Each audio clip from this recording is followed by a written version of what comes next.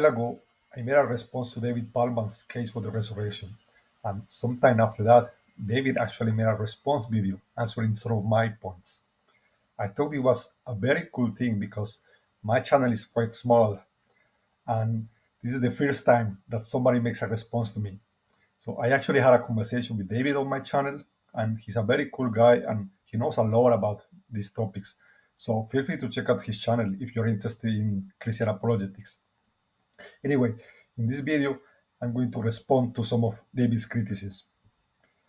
So the first big topic is the topic of gospel authorship. Originally, David was just referring us to one of his videos. So I choose to do the same and I refer viewers to one of Paulogia's videos. Let's see what David had to say about this. Modern atheism refers us to a video by Paulogia arguing against the traditional authorship of the Gospels. But virtually all of the points that Paulogia raised in this video were already addressed in my own videos on gospel authorship and on gospel anonymity. Furthermore, I teamed up with Eric Manning from Testify and Dr. Stephen Boyce to respond directly to the very video that modern atheism is referencing. Paulogia did respond to that stream, but he only interacted with a handful of clips involving myself, and even then, he didn't offer substantive responses. He just hand-waved my points away by labeling them as excusegetics. So nothing here is moving the conversation forward. The ball is very much still in the skeptic's court on this front. Okay, so basically his response is to say, oh, I made a response to that video, and Paulogia did make a response to that, but his response sucks. So obviously I won the debate, and therefore the issue of gospel authorship is settled. But I'm like, okay, skeptics are obviously not going to grant that you were the winner of that exchange, just like that. So I don't see why the ball is in my court instead of yours. But he's right when he says that doing these kind of things cannot move the conversation forward. So originally, I was going to analyze the arguments for and against traditional authorship. I even read a huge online article on it and read the relevant part in Jesus Before the Gospels. But at some point, I realized that this will end up turning this into a very long video, and I just decided against it. And I think that the topic of authorship works better as a separate video anyway. So I'm simply going to say two things. One, David can simply declare himself to be the winner of his exchange with Paulogia. So the topic of authorship is contested. And two, my arguments actually try to grant traditional authorship. So I think I can move on without going into detail on the topic. I think that the traditional authorship of the Gospels is more strongly evidenced than the idea that Cornelius Tacitus wrote the Annals or the Histories, or that Plutarch wrote any of the 50 biographies attributed to him. Neither Tacitus nor Plutarch ever identify themselves as the authors of their own works. That they are the authors is exclusively known on the basis of later writers who tell us this fact. Okay, there are two big differences here. One, the attribution for Tacitus and Plutarch did not take place in a context where massive amount of hoaxes, forgeries, and misattributions were present. So these people did not have a clear motivation to misattribute things to Tacitus, unlike people in the early church who had a motivation to attribute documents to the disciples in order to make them look more authoritative. And the second difference is that the documents were attributed to Tacitus from the beginning of the tradition, unlike the Gospels, which were originally mentioned as the memoirs of the apostles, and only later on we see this change to the names that we have today. This article on infidels goes very deep into the Tacitus comparison and shows why it's a fallacious comparison. The reason why the Gospels are better off than the works of Tacitus and Plutarch is that we simply have far more external attribution to the traditional authorship of the Gospels than we do for the works of Tacitus and Plutarch. The reason why we have more external attribution for the traditional authorship of the Gospels is simply because the church became the dominant institution later on in the Middle Ages. So they made a massive effort to preserve the writings of the early church that mention the Gospels. And very little effort was made in comparison to preserve the writings of what ended up being seen as previous pagan writers. In some cases, Christians even destroyed those other books. So it's not a surprise that we end up seeing more people talking about the Gospels than people talking about Tacitus. the Gospels became super important as the foundational documents for the dominant religion of the empire. So obviously, you're going to see more people talking about those. Okay, next we get into what I think is a critical issue here, and it's Humean arguments against miracles. David says that the justification for my argument relies on frequentism. Let's take a look. My best guess is that he is assuming a frequentist interpretation of probability, where the probability that an event occurred is determined solely by the frequency at which that type of event typically occurs. But this is a widely rejected interpretation of probability theory for several reasons, covered in my video on the subject of the rationality of belief in miracles. For one thing, it doesn't just render the idea that miracles occur improbable, but it also renders the idea that any rare or one time event ever occurs improbable. And yet, presumably, there are all sorts of rare and one time events that are very probable. For example, the Big Bang, or the origin of life, or the decay of Xenon 124, or spontaneous combustion, or even being born with Rh null blood type. All of these events are incredibly rare, and yet, presumably, our evidence supports that they have probably happened. Okay, so he's like, well, great events do happen, so that's not an issue. So I think we have to make a distinction here between the case where an improbable event happened and we know it happened, and the case when we don't know for sure what happened, and we have two options to pick. Option A is that the super rare event happened. Option B is that someone was lying or mistaken. What Hume is saying is that option B is usually much more likely, and the fact that great things can indeed happen doesn't refute this point at all. Let's look at the example of the Rh null blood type because I think I have a good analogy for it. This blood type is extremely rare. Only about 50 people in all of human history have had this. Now, let's say that you are a hospital manager and you get a list with all the blood types of all patients in the hospital. And let's say one of them says the patient is Rh null. Now let's assume for the sake of the argument that it's perfectly possible for the guy making the table to just make a mistake. Like it doesn't happen often, but you know it can happen. It happens when a guy misclicks on a menu on the computer or whatever. Now, what is the correct thing to do here? Well, I think the correct thing to do here, given that the odds of someone having that blood type is so extremely absurdly low, is to actually doubt the testimony and go double check if a mistake has been made. You don't just say, oh, greater can happen, so it must be that the patient actually has the Rh null type, right? No, I think you do have to check if a mistake has been made, because in that case, the scenario of the human error may have a higher probability compared to the scenario of someone actually having that blood type. So what about his other examples? The Big Bang. Well, the Big Bang can only happen once, so I'm not even sure if this counts. I mean, what is the probability, given that the initial singularity exists, that the Big Bang happens? For all we know, it could be 100%, right? The singularity was determined to expand. So this is a bad comparison. Also, how do you know that there aren't any other Big Bangs out there in the multiverse that are creating universes right now? You don't know that. So we don't even know if this is truly a one time event. Okay, how about the origin of life? Well, again, we have to distinguish between the probability that is one event happens in one specific instance and the probability that will eventually happen given enough trials over thousands or millions of years, and the fact that there is an extremely high number of life permitting planets in the universe, because this could affect the probabilities. What about the decay of Xenon 124?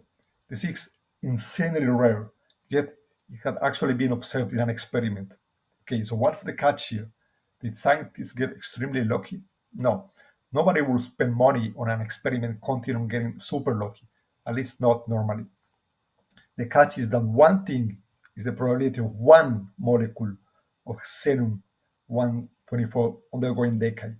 But the other thing is when you have a tank with almost 3,000 pounds of xenon 124, and you observe it over a certain time period.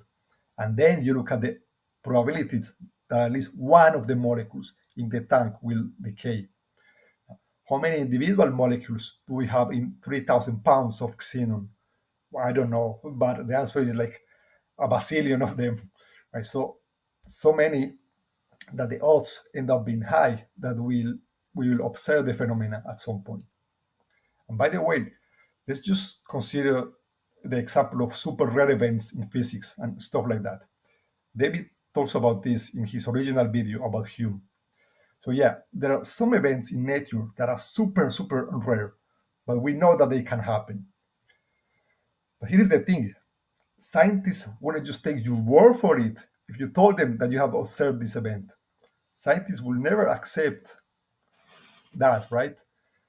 Uh, if you told them that you observed this in the lab, they will demand to see the actual data and the physical evidence for it. They will never accept mere testimony as proof that the event has been observed. Imagine if the National Academy of Scientists were like, oh, we just got eyewitness testimony from California, someone in California saying that neutrino decay has been observed. So now we will accept this as true and we will move on with the theory. Yeah, right, of course not. This would be super ridiculous. So I don't even know what David is trying to prove here. That unlikely events can happen? Of course they can.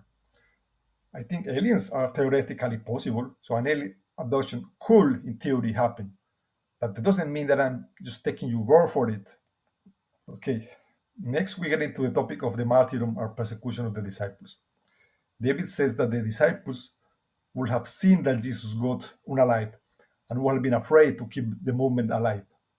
Given that Jesus had just been executed for the sorts of claims that he was making, the disciples could most reasonably have expected that keeping the Jesus movement alive would earn them a similar fate.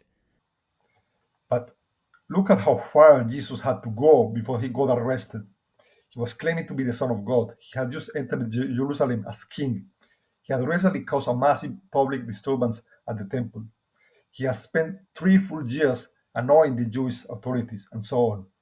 And even then, the Gospels tell us that Pilate didn't find enough cause to condemn Jesus. And it's like the authorities just barely had enough on him to justify his execution. So, given that, the disciples could easily think, okay, as long as we don't go that far, then there is a good chance that they will be safe, right? And they may have seen it as a reasonable small risk or something like that. That's my main point here. Now let me show you a screenshot here. At some point, David complains that I'm using Wikipedia for my point, which is funny because later on he uses Google AI overview as a support for his point, which is much worse than Wikipedia. But whatever. First, I would say, okay, fair enough. I know that Wikipedia is not a good source, but in my defense, there is a difference between a statement with no citations and a statement with 6 citations, which is the one that I originally used. And these look like good sources, so it ultimately does go back to stuff that scholars have said. Another point that I made is that, for all we know, the persecution of the early church could have been relatively light at the beginning of the church, like in the year 30 or 40, and it only got strong around the year 60 with Nero. And by that time, many of the disciples were probably already dead. Here is David's response. He suggests that most of the disciples might have been dead by the time of Nero's persecution. It could be that initially the authorities thought that the movement would die out without Jesus and decided to pay little attention to the disciples. Who knows? Maybe the real persecution only began around the year 60 with Nero, and by that time the disciples were either already dead or had already enjoyed 20 to 30 years of being cult leaders. However, we know from most of our sources that at least Peter and Paul were alive by this time, since Nero's persecution is what killed them. We further know from various sources that John the Apostle was still alive at this time. We also know that Matthew was still active after this era, if we assume that his gospel was written in the 70s or 80s AD, as I'm assuming that modern atheism does. And we know from Papias that Andrew, Philip, and Thomas were still active in the church at this time. Okay, I will grant you Peter and Paul. However, the Gospel of Matthew was written in Syria, while the Gospel of John was written in Turkey. This places both disciples far from Rome, where the Nero persecution took place.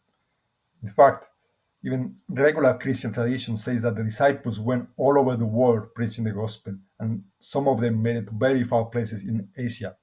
So clearly, many of them weren't even around to have been persecuted by Nero. And regarding Papias' alleged mention of Philip, Andrew, and Thomas, okay, this is a massive stretch. Papias doesn't say that he personally met the disciples. He says that some unnamed people will come to him and claim to be second generation followers of those disciples. And then they will tell him about the things that Philip or Thomas had said in the past. That's all. This is very weak and is nowhere near enough to establish that these disciples were active in the church at the time. And it's made even worse given Papi's known record of being gullible and reporting legendary stuff. Let's look at what Bart Ehrman has to say about this. Specifically, he spoke with people who had been companions of those whom he called elders, who had earlier been associates with the disciples of Jesus. And so Papias is not himself an eyewitness to Jesus' life and does not know eyewitnesses. Writing many, writing many years later, as much as a century after Jesus' death, he indicates that he knew people who knew people who knew people who were with Jesus during his life. Right? So this is super weak. The next point is something David's called the hybrid hypothesis, which is something I came up with in the scenario that I had to grant traditional authorship of the Gospels. I call it the partial lie hypothesis. It proposes that the disciples had a real belief in the resurrection, but decided to invent some of the details in the Gospels, such as group appearances, or embellishing some of the miracles stories. Let's take a look at what David has to say. What modern atheism is proposing doesn't actually help him to circumvent the points that I have raised against both the idea that the testimony is deliberately false and also honestly mistaken. This can be seen very starkly by asking modern atheism the question of why it is that the disciples felt the need to invent the appearances of Jesus. His answer is that they simply knew that their own reasons for believing in Jesus' resurrection were wholly inadequate to support this belief, and so they invented the appearances in order to convince other people. But if that is what we are being asked to accept, then we must reassess how likely it is that the disciples were willing to die for this belief. Okay, so basically, David's objection is this. Okay, the disciples felt the need to make up stuff in order to convince other people. Then this is a tacit admission that their own reasons for belief are not good enough. So why would they believe in the resurrection in the first place? Okay, I think this is a fair question. Here is how I would answer this. It is possible that I have a private experience that feels strong enough to convince me, and at the same time, I could intellectually understand that this would sound unconvincing to others if I had like no way to prove that my subjective experience was real. For example, Matthew is is thinking something like this: wow, I just saw Jesus and I totally felt his presence, right? And it just felt so real. And I know in my soul that it was real and he's alive. But other people may not understand this and they may think that I was dreaming or something like that. But I'm not. So what I'm going to do is I'm going to write that Jesus appeared to us, to all of us, in a bodily way, and that we all saw him. And this will help me make the story more convincing to everyone else. And that's what happened. Well, there could be other reasons to change the story. For example, he could change the story to fight heresies. Like there were heretical movements popping out within Christianity and saying that Jesus didn't have a real body. And then maybe Matthew wants to push back against this. And he thinks that the best way to do is to lie in the gospel and emphasize the bodily nature of Jesus' appearance. I don't know, there are other options. I don't think this is a completely crazy suggestion. Like, and even if it sounds a bit ad hoc, I think the important thing is that we want to consider the full scenario. It at least sounds plausible. So it sounds like a could happen kind of thing to me. Therefore, the skeptic has succeeded in proposing a perfectly plausible naturalistic hypothesis that can account for both the sincerity of the disciples and the narrations of group appearances.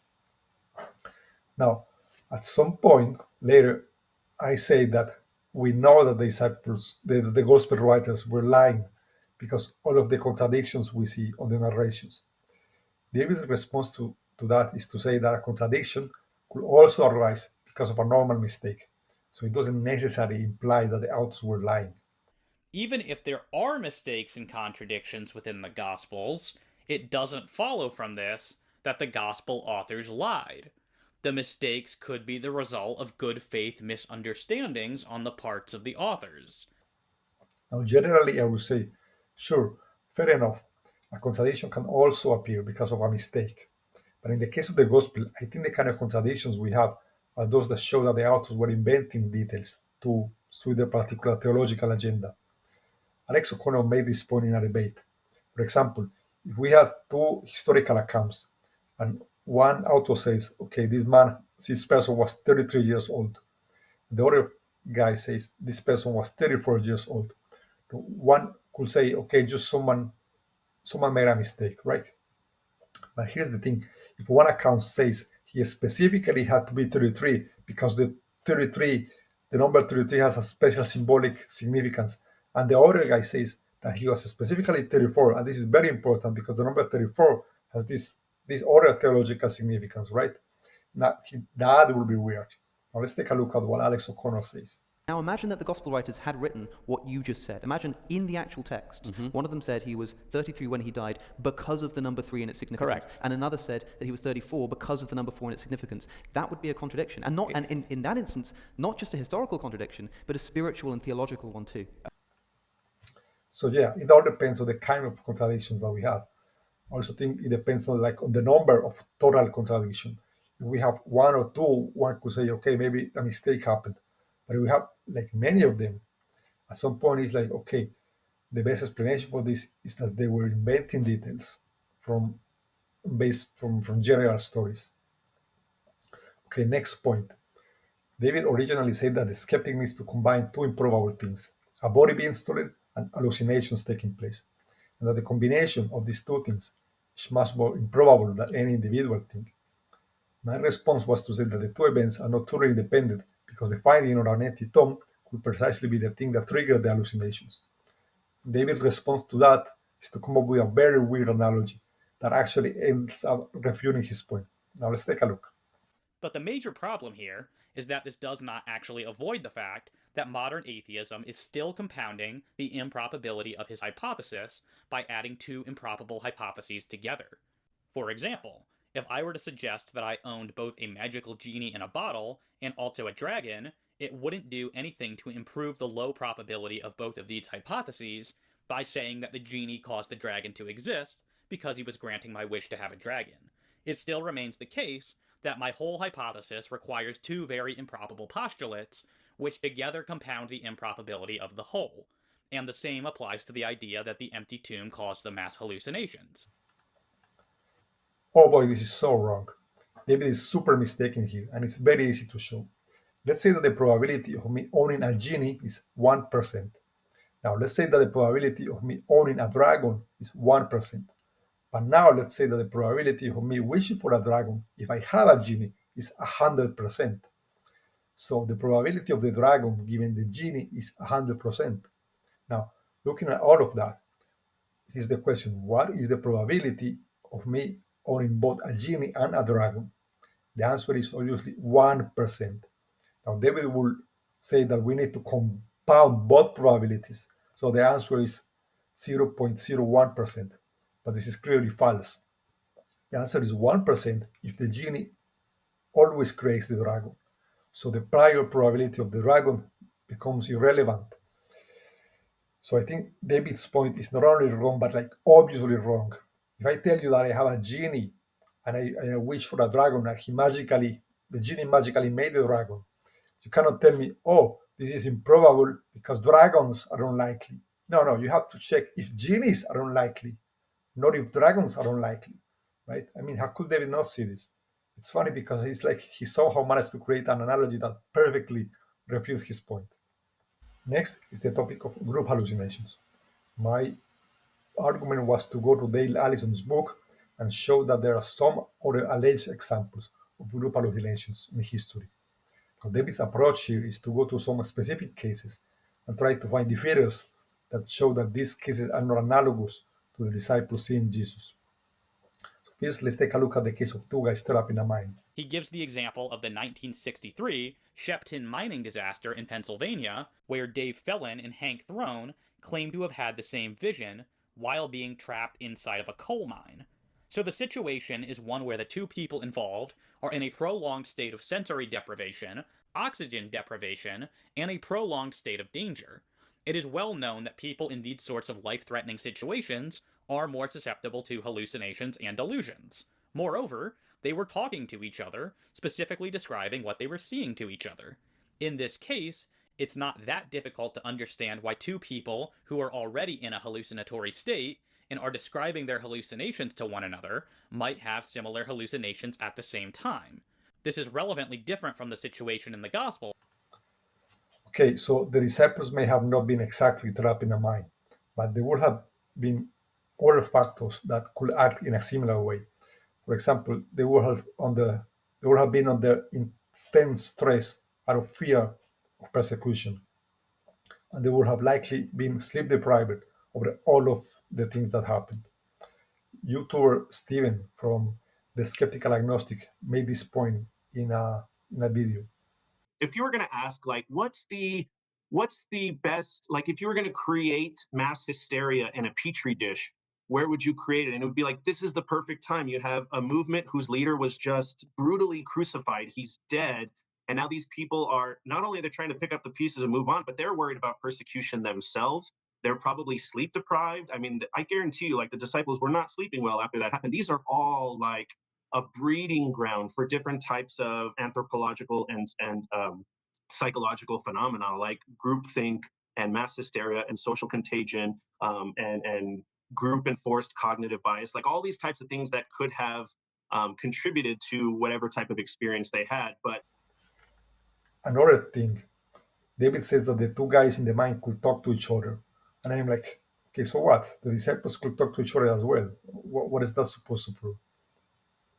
Next, he criticized another example, the example of Carl Jung and his friends seeing a non existent painting. Allison also gives the example of Carl Jung seeing a non-existent painting along with a friend. My own research on this case has failed to find specific testimony from that friend attesting to the supposed event.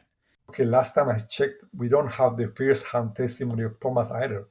We don't have the testimony of Bartolomeo or Philip or whatever.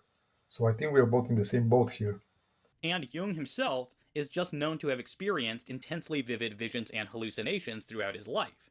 These profound and often disturbing inner events felt so real to him that he struggled to distinguish them from waking reality.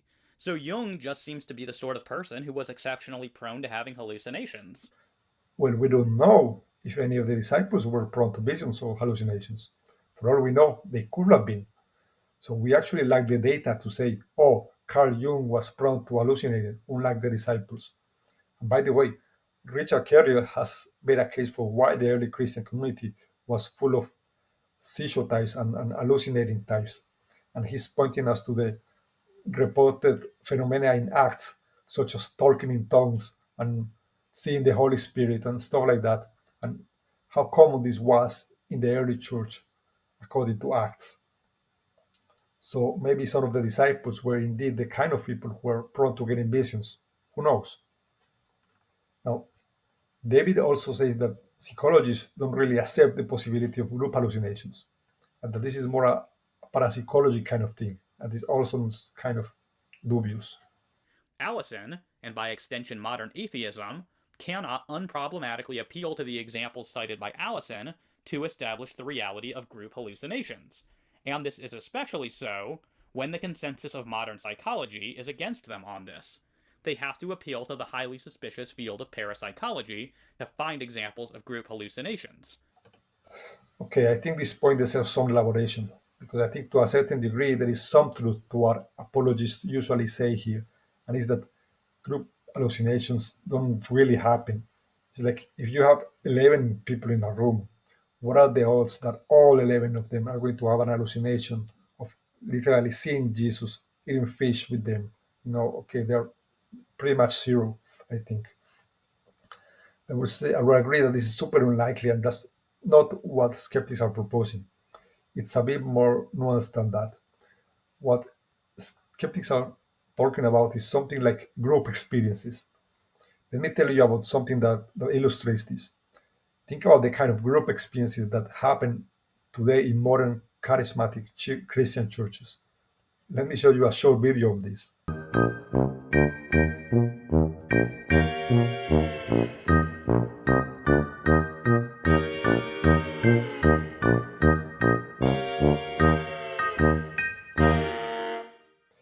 You see how crazy that was? Stuff like that happens literally every week, and it has happened probably, it has involved probably millions of people by this point. So basically, this is how it goes. People begin praying together, and at some point, the group just start getting a bit too excited. And then one person starts saying that they can feel the Holy Spirit and doing stuff like this. Like, and the next moment, well, the next thing you know is that you have 3 other people doing the same thing, and saying that they can feel the Holy Spirit and all of that. And we also see a lot of stuff like talking in tongues and all of that. And actually, we have the testimony of many people confessing that this is a huge scam and that they were pressured into doing stuff like that and so on. So basically, it's all crap, really. Now, with the disciples, who knows, maybe they had something like that. Now, imagine this scenario. They were all eating fish together and they are sleep deprived. And maybe Peter has already told the others about seeing Jesus in a vision, so they are half expecting to see him. Now, suddenly, they start praying together to Jesus and they all enter into some trance like state. At some point, the group starts getting a bit too excited, and Peter is the first person who has an hallucination. And suddenly he shares this with the others, so he tells them that he can see Jesus right there with them. Then maybe this triggers an hallucination in some other guy. And now you have 2 guys claiming to see Jesus eating fish with them. Maybe there's a third guy who says they can feel the presence of Jesus, or whatever. And maybe there are some guys who don't see Jesus, but they go along with it because they don't want to be a jerk and be like, oh, hold on a second, where is Jesus? I don't see him. No. They just go along with this group thing. That's usually what happens in these social dynamics. One thing just kind of leads to another one, right? And then maybe 2 or 3 decades later, some memory distortion takes place. This is another phenomenon which is well documented. And by the way, I will be having James Fodor in the show, and he's going to tell us about this.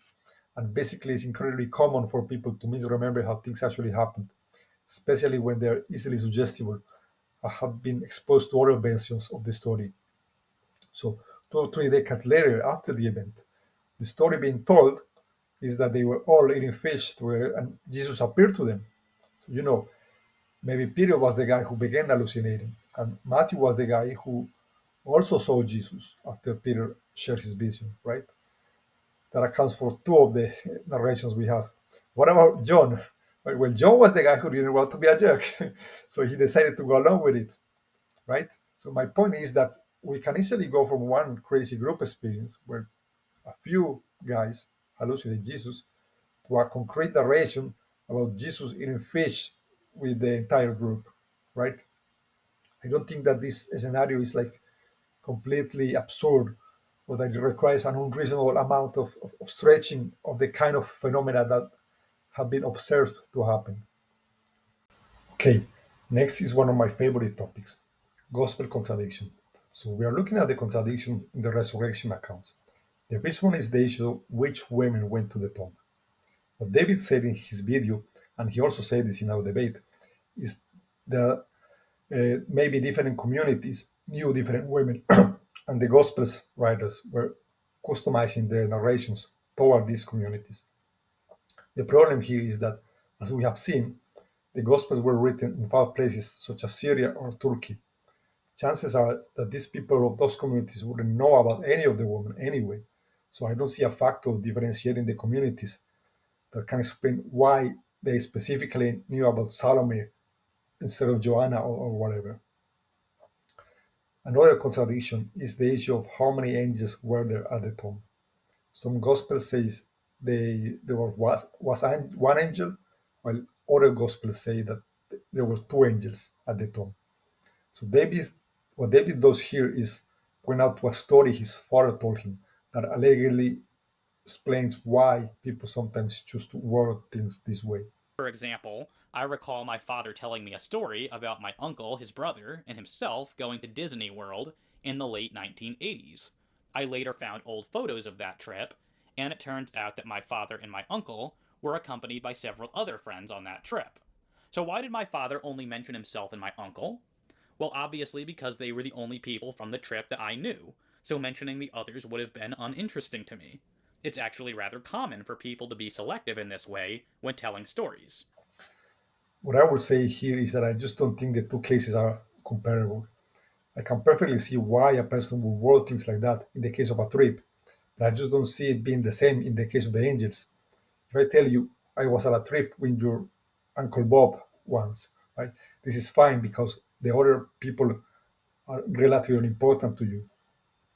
But I think that is very weird if I saw two angels standing in the tomb, and later I narrate this as I turned around and I saw one angel standing in the tomb, right? Now that's super weird because the second angel is a very important detail. And there's simply no good reason to omit something like this. I think it's clear to everyone that the case of the trip and the case of seeing the angels are simply too different in this regard, and they're not analogous. So this harmonization doesn't really work. Another contradiction is what did the angels say to the women? Now, I do think that my original comment about the women forgetting two things is a bit silly, so yeah, I will grant David this point. But I think the strongest objection to this part is the little bit I added as a text in the original video. I don't see a good reason why all of the gospel writers decided to partially report the words of the angel instead of just reporting the full message. That just seems a bit strange to me. Okay, the next contradiction is where was the first appearance of Jesus after the resurrection? Luke heavily implies that it was in Jerusalem, and Matthew implies that it was on Galilee. Just so that you don't accuse me of reading things in an uncharitable way, let me show you a video of Mark Licona where he admits that he's baffled over this and cannot really come up with a good solution to it. Where was the first appearance? And was it Galilee or Jerusalem? I don't know. I thought I knew in the past that I could say it was Jerusalem, but now I don't know. And why did one change it? If one's in Jerusalem, the other, like Matthew and Mark have it. Matthew has it in Galilee, Mark implies it in Galilee. Luke and John had the first appearance in Jerusalem. Why did one of them change it? I don't know. That's something I don't know. I do think, I look at some things and I look through the Gospels and some of the differences I look and I say, I don't know that either. Now there are a handful of them, maybe a dozen of them that I could look at and say, these are relatively good candidates for being errors. I don't know that they're errors. So clearly, it's not just me who thinks that the texts are a problem here. Now, what's David's response to that? He thinks that Luke's appearance in Jerusalem is indeed the first one, but he argues that it's not so clear from Matthew that the appearance in Galilee is the first appearance. Okay, so one of the arguments I made for this is that in Matthew, the angel tells the women this message to the disciples: Go to Galilee, and there you will meet Jesus. In my opinion, in this specific context, this strongly implies that this will be the first time that they will meet Jesus, and that they will not meet him earlier. David's response to that is to bring up an example where the context is like completely different. Let's take a look. Unfortunately for modern atheism, neither of these statements really imply that the appearance in Galilee was the first appearance. Telling the disciples to go to Galilee because they will see Jesus there in no way suggests that they will not see him before that time. The primary purpose of this command is obviously to get the disciples into Galilee.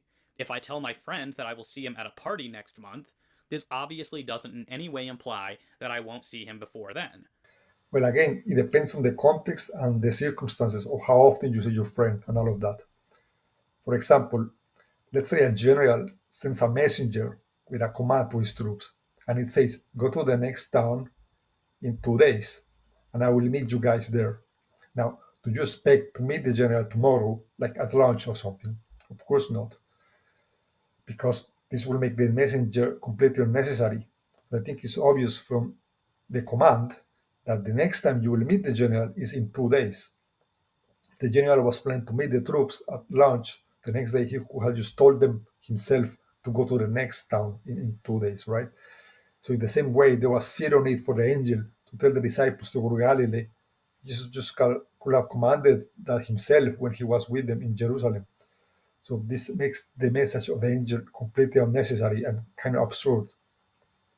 And by the way, going back to David's example, again, it depends on the exact wording on how often you see your friend. For example, if you see your friend every day at work and you're obviously going to see him the next day, then it makes indeed no sense to tell him something like this. Okay, bye, dude. See you at the party next month. This will be very weird. And you will be, huh? Am I not going to see you tomorrow? Are you planning to skip work or something? Why? Because the wording in this case does imply that the party is like the next time you will see your friend. Another argument that I made is that Matthew says that some disciples doubted, and that this makes more sense if this is the first appearance. David's response here is to say that, oh, well, a resurrection is so impressive that some of them could still doubt even after one single appearance. And I'm like, okay, but here's the thing. Luke says that in the first appearance, Jesus made it super clear to them that he had flesh and bone body. He ate fish with them, and he even opened their minds to the scripture so that they understood that the Son of Man had to rise on the third day. Now, is it really reasonable to doubt after all of that? I mean, I guess it's possible, but I don't think it's super likely. So again, my point was to say that doubt makes more sense for a first appearance, not that it cannot possibly make sense in a later appearance. My final point in this section was that all the contradictions not only have an individual force, but also build a cumulative case because of just how many there are. Now let's see David's response to that. But here's the thing about cumulative cases. Each particular example or piece of evidence has to be doing some justifying work on its own. Each piece of a cumulative argument has to pack some individual punch.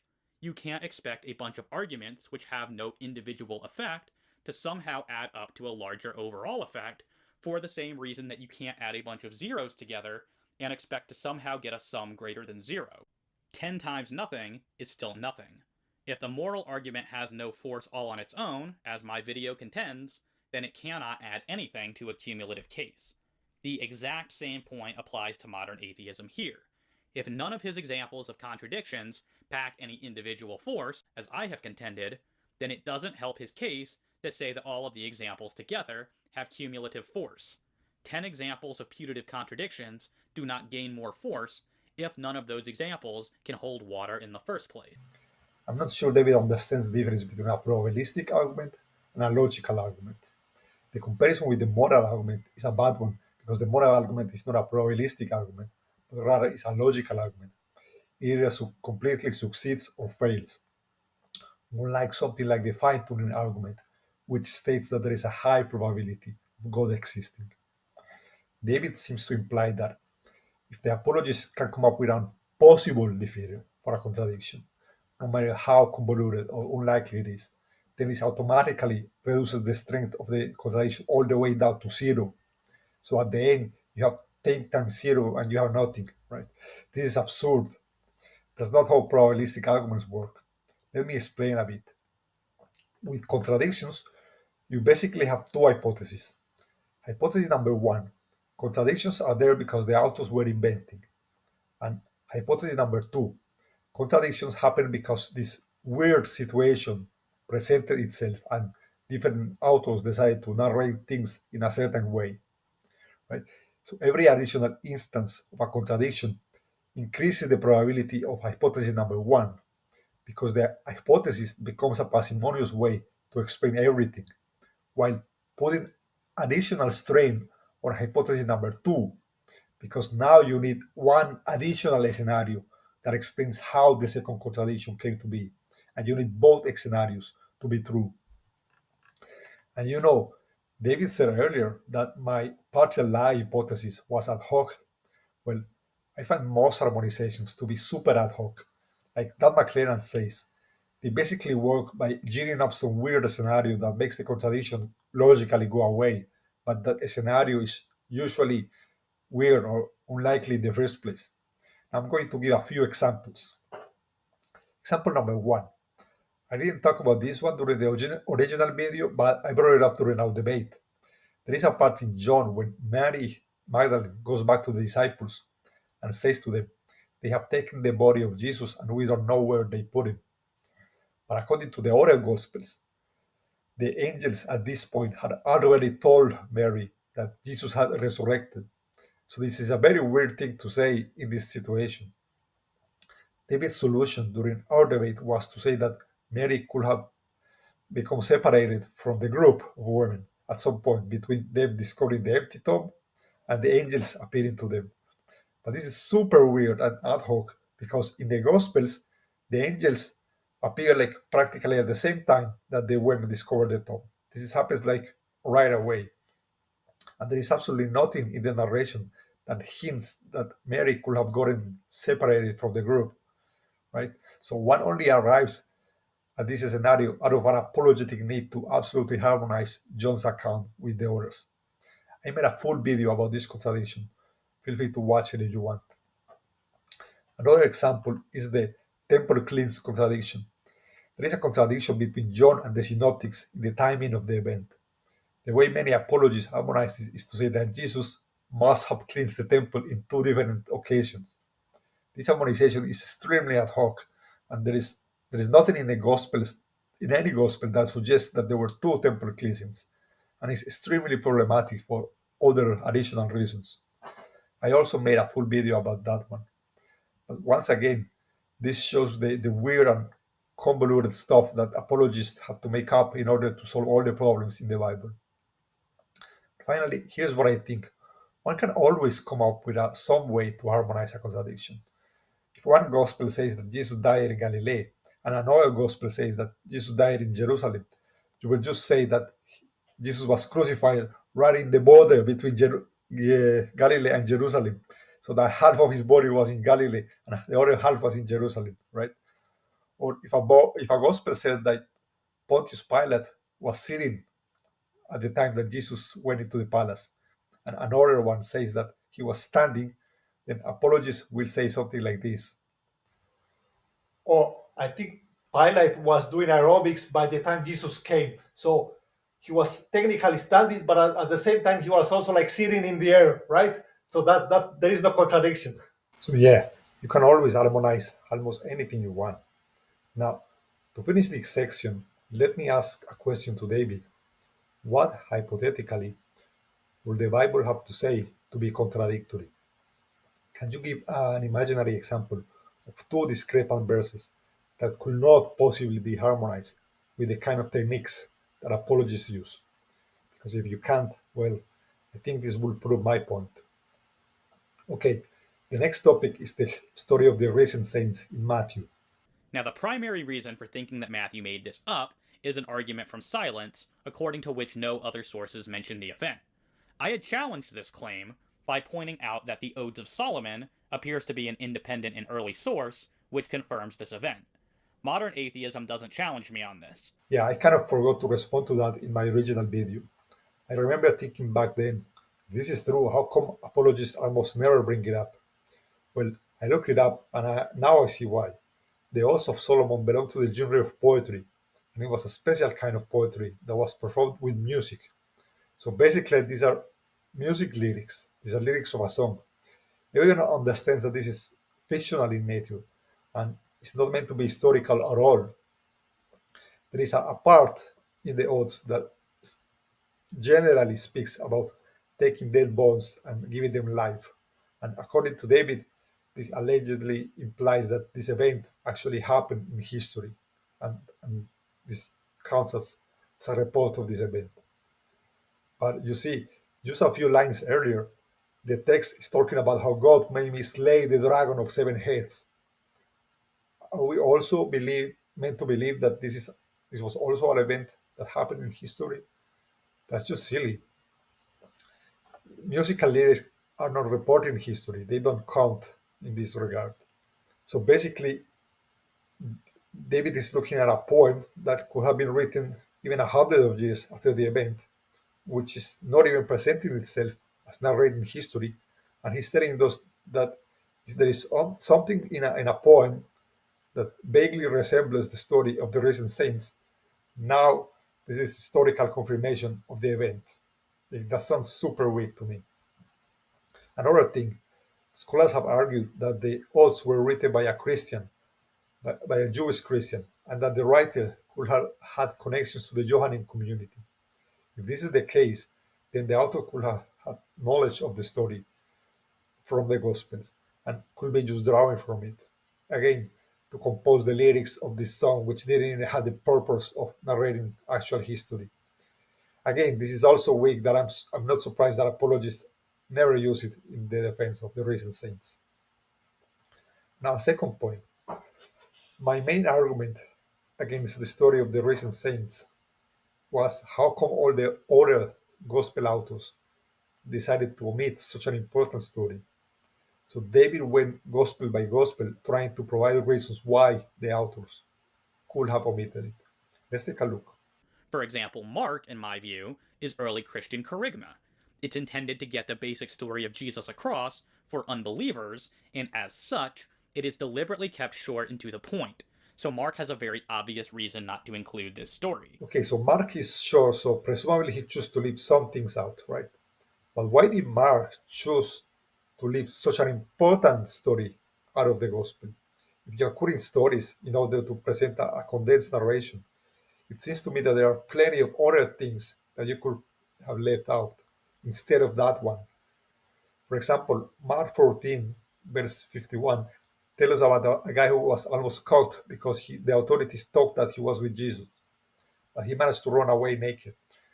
This is totally a side story and has zero relevance to the narrative. Are you asking me to believe that Mark decided to remove the story of the recent saints, but at the same time decided to keep this other story in his gospel? Sorry, but I don't buy that. What about Luke? Luke seems to be writing for a Gentile audience. His gospel and the book of Acts show uniquely Gentile concerns. And so while the events of Luke's gospel do primarily involve Jews, Luke tends to leave out things that will only or primarily be of interest to Jewish readers. Plausibly, the rising of the saints who go around and appear to people in Jerusalem would have been of more interest to Jews living in that area than Gentiles living far away. So given that writing was expensive back then, and that Luke is already the longest of the Gospels, indeed it is the longest book in the entire New Testament, it's easy to see why Luke might have dropped this story.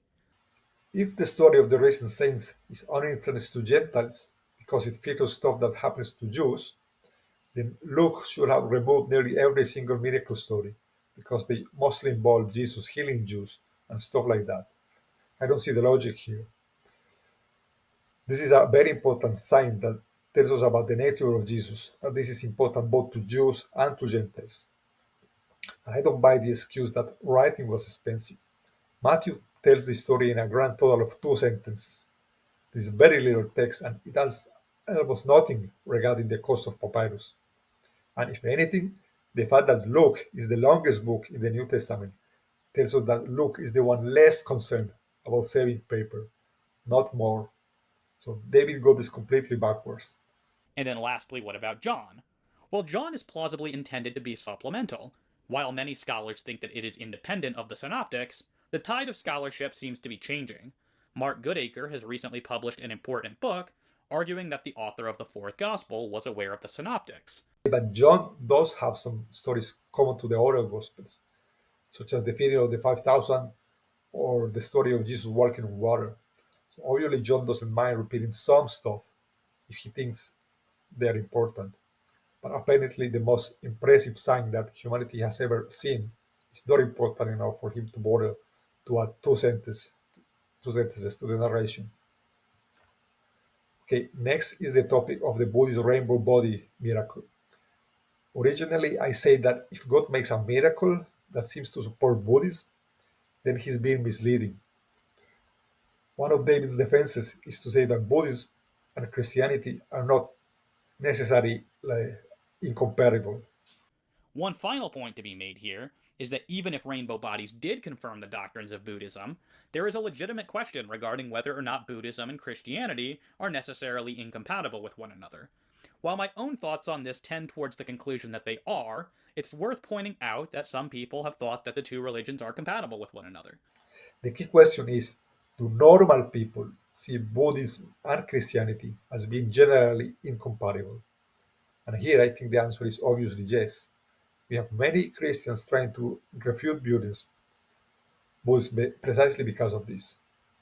So, given the obvious fact that regular people do see Christianity and Buddhism as being incompatible, then it still follows that God is being misleading if he performs this kind of Buddhist specific miracles. So, I think my original point still remains. Another point David made is that the people who make claims of rainbow bodies do not endure persecution over this. I said that this was false, and I gave an example of a guy going to prison over it.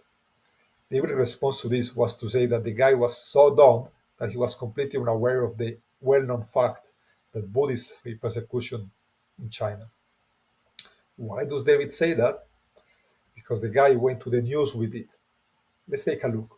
Allison only gives us a couple of examples of people who went to prison for making these claims, and in most cases, we don't have any reason to think that they would have known that these claims were going to land them in prison.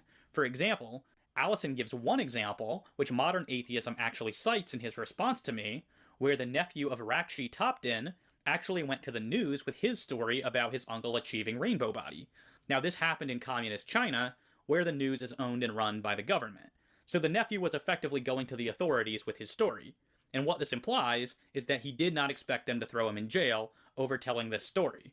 So while he did suffer persecution for his witness, importantly, he did not have any reason to expect that he would suffer persecution for telling this story. First of all, how do you know that he didn't went to the news as an act of bravery inspired by religious devotion after witnessing a miracle? We have seen Buddhist monks who even unalive themselves as an act of protest. Compared to that, risking jail by going to the news doesn't seem like a big deal. Another point, Acts tells us that Christian preachers went to the Jewish synagogues to preach the Gospels.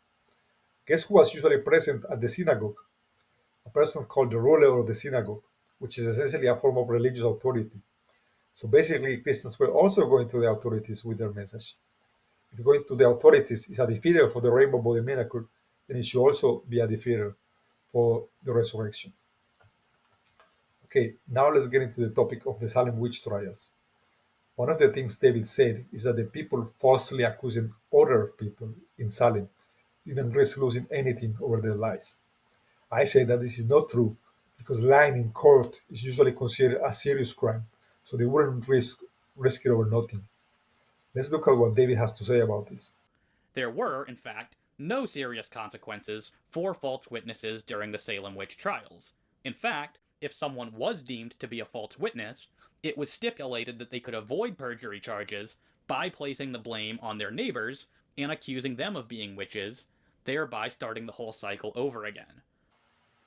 Okay, first of all, notice he's using Google AI, where previously he complained about me using Wikipedia. And second, and more importantly, I think this was looking at the situation in hindsight and saying that in hindsight, those who lied in court didn't end up facing any consequences.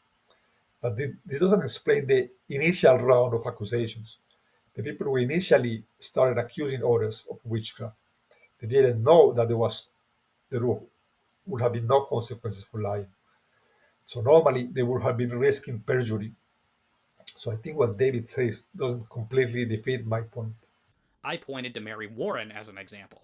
She claimed to feel ill when accusing individuals of witchcraft, but once her master threatened to whip her, she suspiciously became well. At 35 minutes and 22 seconds, modern atheism expresses shock that I would use this as an example of someone who was faking their affliction. Are you kidding me? Her master threatened to whip her if she didn't stop, so she forced herself to stop. What is that supposed to prove? Anything said under the threat of violence is considered not valid, and this also applies to this alleged recounting. He proposes that she forced herself to act as though she felt better. But modern atheism is assuming that the sort of affliction she claimed to have suffered is one that she could have faked feeling better about if genuine. This is just not true. The sorts of sickness that she was claimed to be afflicted with was fits and shaking allegedly caused by witchcraft. This is not the sort of thing she could have just stopped doing at will, unless it was something she was faking all along. This sounds almost silly, but it depends on how strongly the witch is attacking you. Like, let's say a witch is attacking my hand, and I'm like, "Ah!" So it could be that I have some shaking, but I don't do any effort to control it because I want to show it to other people at court. But then, when my master threatens to hit me if I don't stop, then I really force myself to control it. I'm like, "Ugh, okay, I'm fine," right? So I think this is plausible. So I don't really think that this proves that the testimony was false. At last, we get to the issue of how come the hallucination suddenly stopped at 40 days. David has 2 points responding to me. Here's the first point. The duration of brief hallucinations varies from person to person, from weeks to months. Yet Luke clearly thinks that these appearances over 40 days are appearances to the same group for the most part. Okay, what I would say here is that Luke doesn't necessarily say that all of these appearances were to the same group. This is all based on one single sentence from Acts, which says, "He appeared to them over a period of 40 days." I don't think it super strongly implies that it was always the same group. It could be that some appearances were to the group and some were individual, but Luke is just summarizing everything in one sentence. So I don't think David's point here is super strong. A further problem emerges from Jesus' ascension being the very last recorded appearance.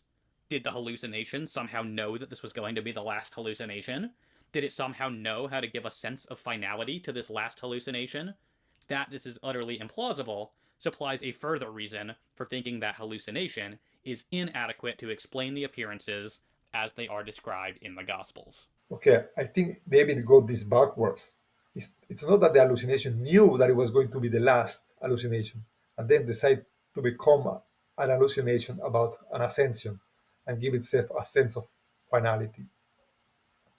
Rather, is that at some point, around 40 days, the dominant guy had an hallucination of an ascension, and then this hallucination gave him a sense of finality, which made his brain stop producing subsequent hallucinations.